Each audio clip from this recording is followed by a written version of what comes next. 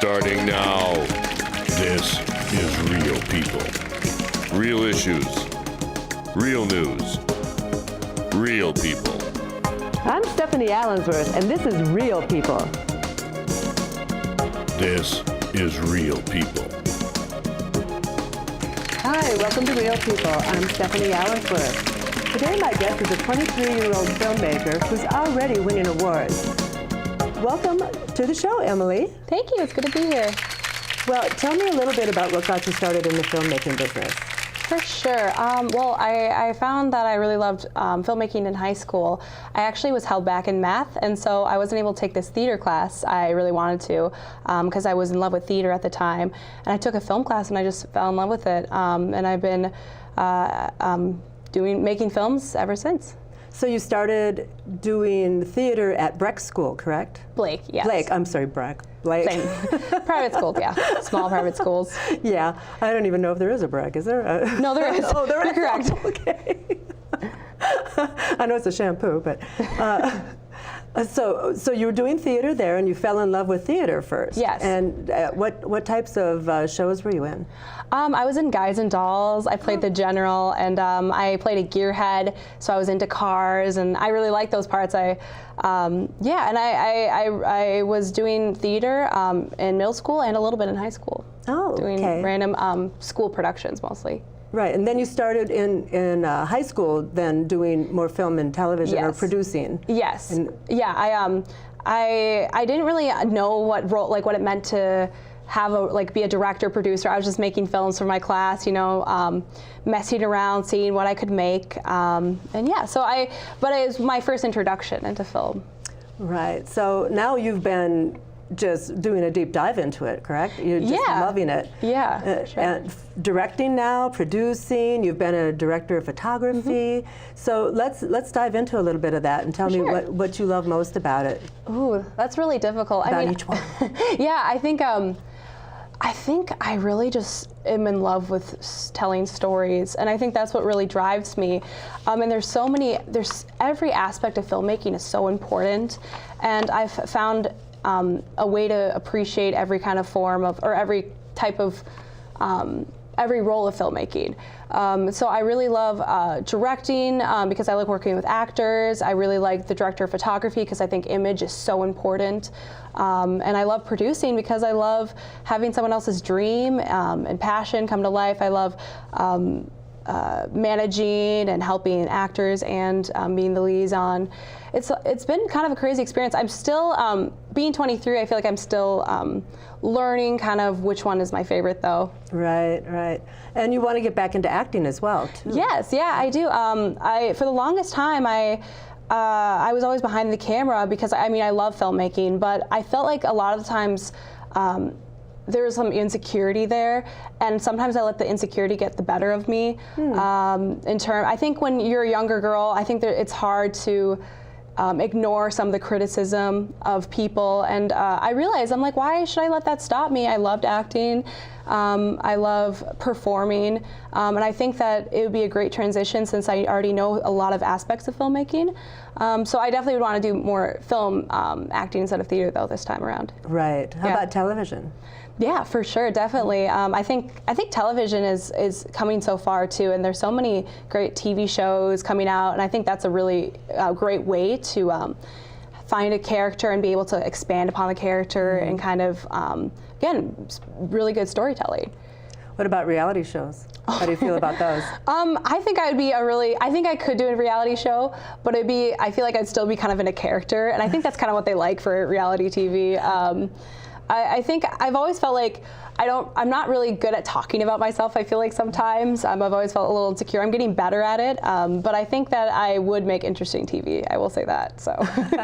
So you just graduated from Augsburg. Yes. And you also did a lot of work for them in producing films for their, what is it again? A Master of Arts in Education. Yeah, and you've won awards there as well. Yes, I've done work. That was my first kind of working professional because most of the time I was doing things for school, doing, making videos or doing things non-paid. That was paid, and that was my introduction to that. And yeah, that was really a great experience because I found that I was really capable of doing it more on a professional level. I have won awards at Augsburg too. I think I won Best Narration for Monday Train at the Augsburg Film Festival, which is open to Augsburg students, but also other colleges around that area. Yeah. So yeah.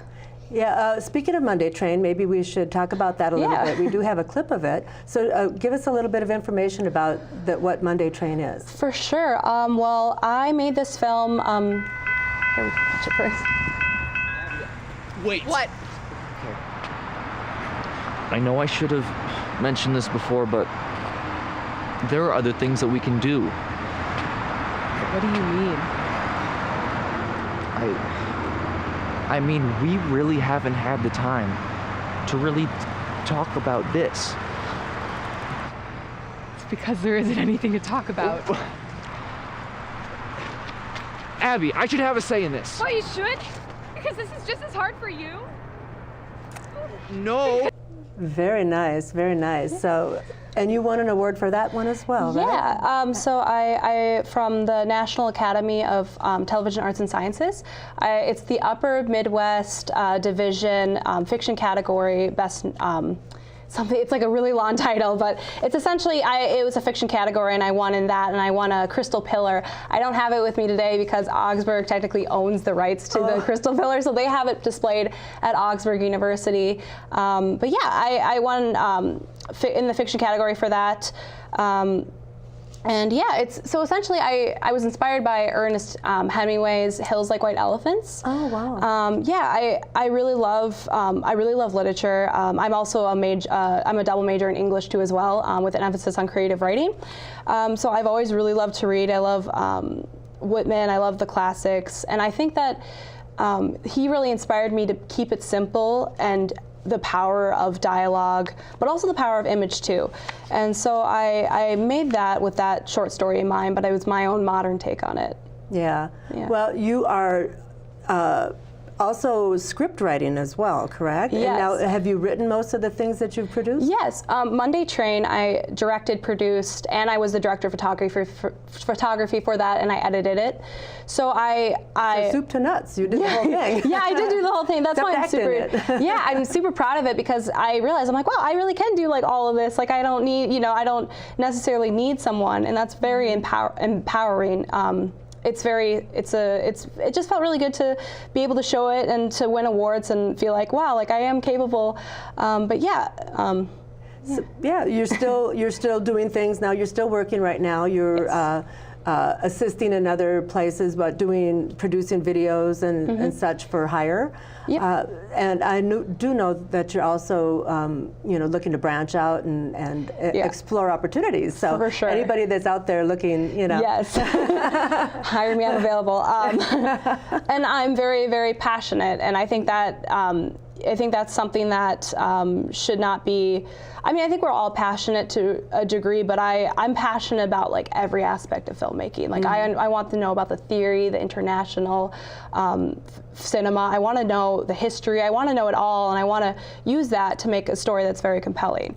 And I think that kind of makes me stand out, I think, sometimes. And the fact that I'm a woman, too, in this industry, I think that, I think in terms of technically, I think I'm a little undervalued sometimes with my technical abilities because people just assume I don't know things sometimes. well, prove them wrong, please. Exactly. And I try to do that every day and make films that, I'm proud of. Yeah, well, of course, you want to be proud of everything that you do. Right. There's some films I'm not proud of, but because you're learning, but I'm finally getting to that point where I'm like proud of them. If that makes sense. Do you have your own YouTube page or anything like that? Yeah, I do. It's under my name. It's mostly just school projects right now. That's okay. Yeah, do you have Monday Train out there? I posted it. It's still it's like an unlisted link for the longest time because I was going to film festivals, submitting to film festivals.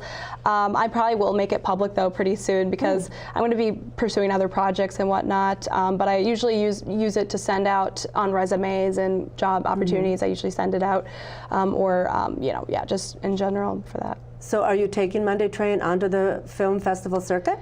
I did a little bit. I mean, I didn't get as much response as I would have liked. I've done a lot of thinking about this film and like things I could improve upon.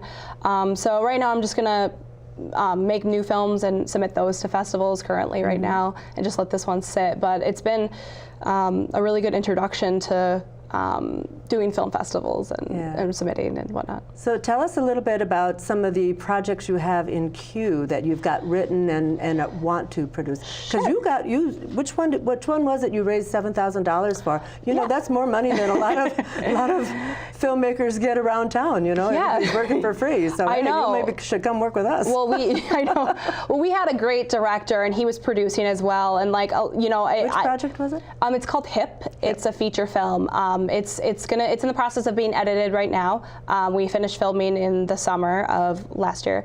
And yeah, so I think I can't take all the credit because he was an amazing fundraiser and he was a producer and he was so passionate about. He wrote it too as well.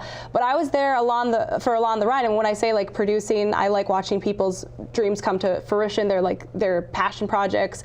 I felt like that was really a moment where I was like, wow, I really like producing too because I got to see him and I got to be a part of that ride and I got to help him. And I think it was. I think it's going to be a really interesting film, and I'm really proud of it. It is a feature, and I've never done a feature before. And yeah, I'm really excited. All locally shot, which is really, really cool. I'm also working on some of my own projects too that I've written myself. One of them is I haven't titled it yet, but it's essentially about a lesbian and her relationship with her more conservative father, her being less conservative, and they're coming to. It's a short film, and it's going to be consists of flashbacks. It's going to have a pretty linear narrative, but it's still going to be embezzled with like some of those flashbacks. And yeah, I'm still working on the script. It's almost done though, and I'm trying to produce it because I'm applying to grad schools, and it'd be cool to have another film under my belt to submit. So schools you're considering, which ones? Yes, I'm considering NYU. There's a dual MBA MFA program, so it's essentially for film producers. They've got the Tisch School out there too. Yeah, yep. It's a part of Tisch. It's Is it? Oh, yes, but you work with the business side too. So it's like you learn about the producing side, and you get both an MBA and an MFA. And I think that's so cool. And if anybody's watching from Tisch, I'm gonna apply. And I also am looking at AFI, the American Film Institute. In LA, and I think that I feel like if I'm really gonna do this, I gotta go big or go home. Like I really want to make films that I'm proud of. Not only make films I'm proud of, but make films that like I know are good. Yeah. Essentially, and I'm also looking abroad too, just because I think it's good to get different experiences. Go out. I've never been outside the country, and I think that would be a really great opportunity to expand my knowledge because. People say, for writing, what you do for writing, it matters mostly what you're doing outside of writing, the experiences you have. And I feel like that's the same for filmmaking in a lot of ways. You should go out and experience the world so you know what you should be writing in a way. So current events, you mean, or just the human factor, the human condition, right? Exactly. All of those things, all of that, and interacting with those, and getting the emotion. Yeah, exactly. And the conflict, because it's all about the conflict, right? Right. Yeah. So, I'm so impressed with you. You're doing so well. I didn't even get into the business at all until I was in my 40s. So. Yeah, I just call myself lucky because not everyone gets to, I think I'm lucky that I found my passion early. Yeah, exactly. Everybody should find their passion early.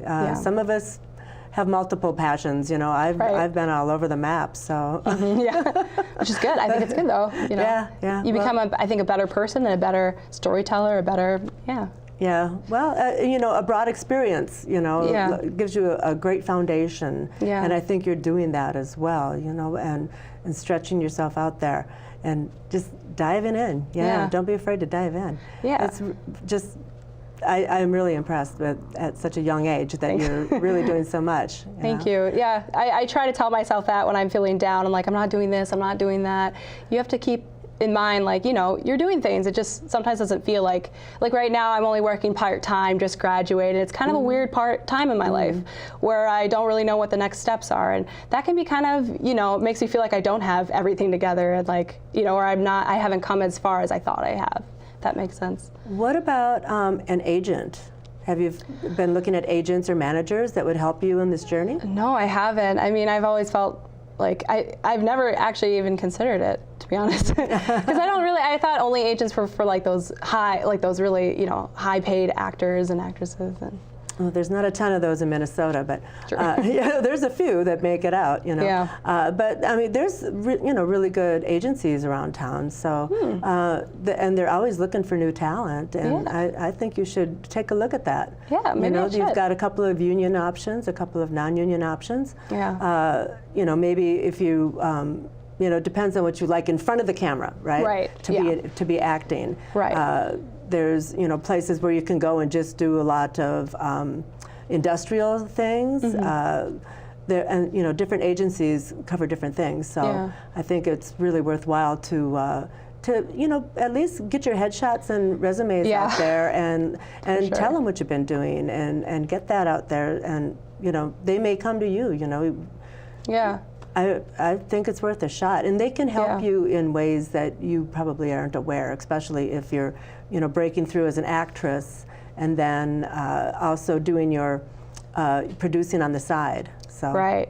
That's good. I haven't even thought of that, but that's a really good point. I mean, because it's Minneapolis and the community in Minnesota in general is so small, you feel, there's so many people not doing that, but I feel like it's so much easier.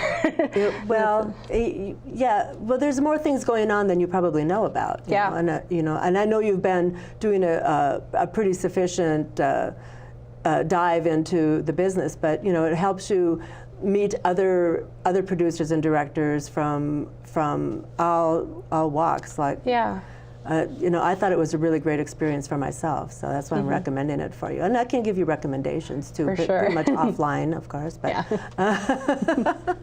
I can email you a list of names of people to talk to. Thank you. Because they do a lot. Like Best Buy does a lot here of their industrial and their commercial and print. So I mean, pretty much exclusively. And Target does a lot here. So there's a lot you can do besides. While you're building up your resume and in between. Yeah, for sure. And get paid at the same time, which helps you. Definitely. Yeah. So tell me a little bit more now. You've had other films that you've also worked on and had some good response to, and other awards. Right. I have to cheat and look here. I mean, we didn't win an award for this, but we were in the top 10 for the 48-hour film festival. Oh, yeah. And that was when I was 19.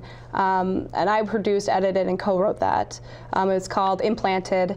And I think that was a really good introduction into the 48-hour film festival, and like Z-Fest and like those smaller festivals they have in Minneapolis.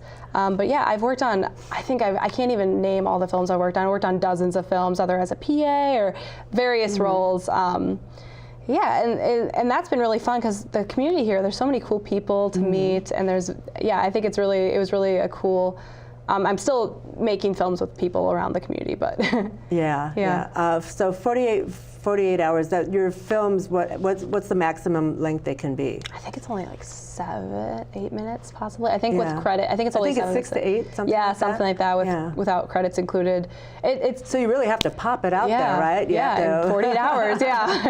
Not only that, but in such a short segment to really grab attention. Yeah, no, for sure. That's the challenge of the whole thing, and I know that the whole town goes crazy when the 48-hour festival comes around. It's like everybody's just like, nose to the grindstone, getting something done. Yeah, no, but it's a good kind of energy. It's like we're so tired and exhausted, especially when I'm editing. It's just so exhausting. You're staying up all night to finish it, but it's so worth it at the end. But it is very hectic, but it's good energy. Yeah. Well, that's awesome. What do you edit with? I use Premiere. Just because you can put it into After Effects super easily, and it's something but I've used Final Cut, and other editing. It's just my favorite to edit with, and it's kind of nice to be able to have just. To be able to know a program well and be able to just knock them out. Like when people are like, this takes so long, but I'm able to just know all the shortcuts.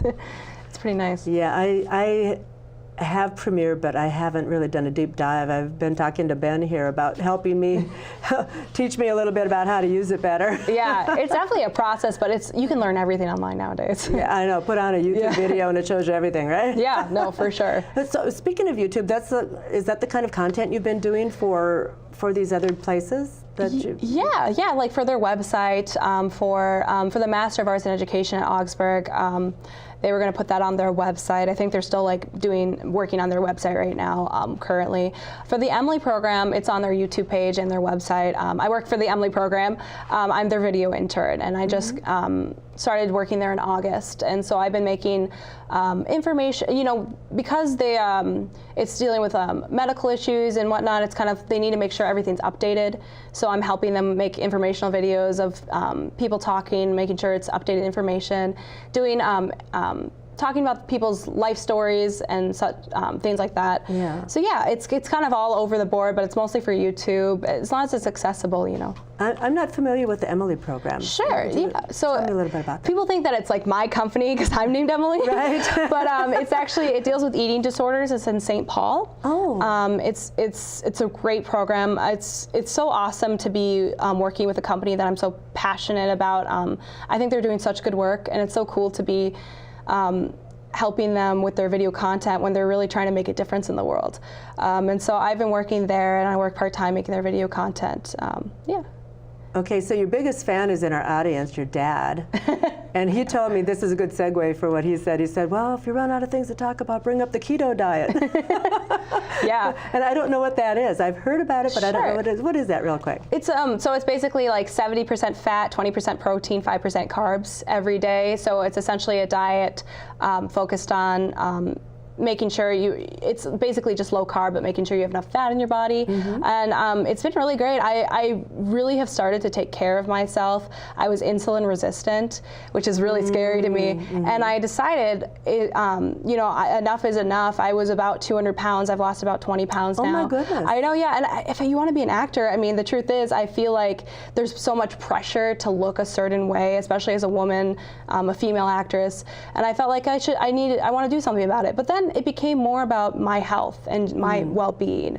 And I think that is so important to not overlook that when you're trying to lose weight. If you're like a little bit heavier than the what you think is the average woman or actress. Yeah. Well, I know the stereotype in the film industry and the television industry. It has been like that for decades, but it is changing. I mean, if you watch TV and the commercials these days, that's very different now. You see real people. Yeah.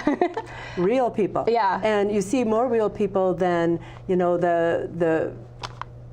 the beauties, that are, maybe they're beautiful, but somebody's buying their way in there. You know, their uncle is my aunt, So I don't know how to put that in a nice way. No, I totally. It's I think it is changing a lot, especially like with Netflix. I've seen a lot of like more diverse. Right. I think in the Minneapolis community, there's still a lot of sexism. I think there's a lot of racism too in the community, and I think that there's a really strong rape culture in the Minneapolis community. While there's so many great people, there's so many talented people and people I've loved to work with, there's been a lot of films I've seen that are very focused on a very specific, not only a specific type of woman, but also a woman in distress, a woman in a situation that's aggressively sexual, and I think part of me wanting to do this also is part of pushing back on that too, because I don't want to take, if I become an actress, I don't want to take those roles, even if I look like the stereotypical, what we imagine as like an actress who should be on camera. Like even if I ever get to a point where I feel like that, I don't want to take those roles, and I don't want to take roles that I want to make sure I read the whole script too. I think that's so important. There's so many actresses who I understand they're really desperate for a part, and I totally get it. But I'm like, I think it just puts people in a bad light sometimes when we have these films. Like, what are we making as a community in Minnesota? And then you see these films and you're like, oh, like, that's what we're making. Like, that's who we are. And I think, I think that's a whole other conversation. And me studying film theory, understanding some some of the psychological ideas behind why we watch cinema.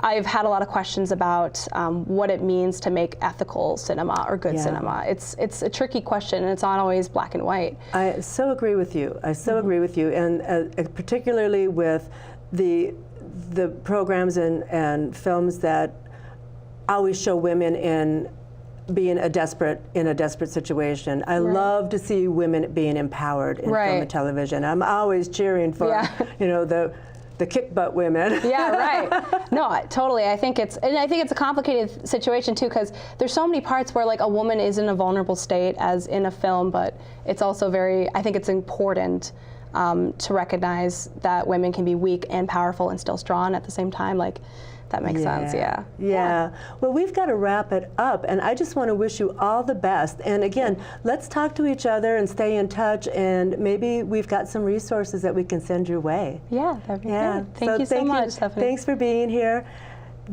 I would like to thank Emily James, I didn't say her whole name, Emily James, for being here today on Real People. I'm Stephanie Allensworth, and we'll see you next time. Wait. What? Okay. I know I should have mentioned this before, but there are other things that we can do. What do you mean? I mean, we really haven't had the time to really talk about this. It's because there isn't anything to talk about. Abby, I should have a say in this. Oh, you should? Because this is just as hard for you? No, because but you're in the same pain that I'm feeling? I'm in some kind of pain, okay? This is all my fault. I've never done this before.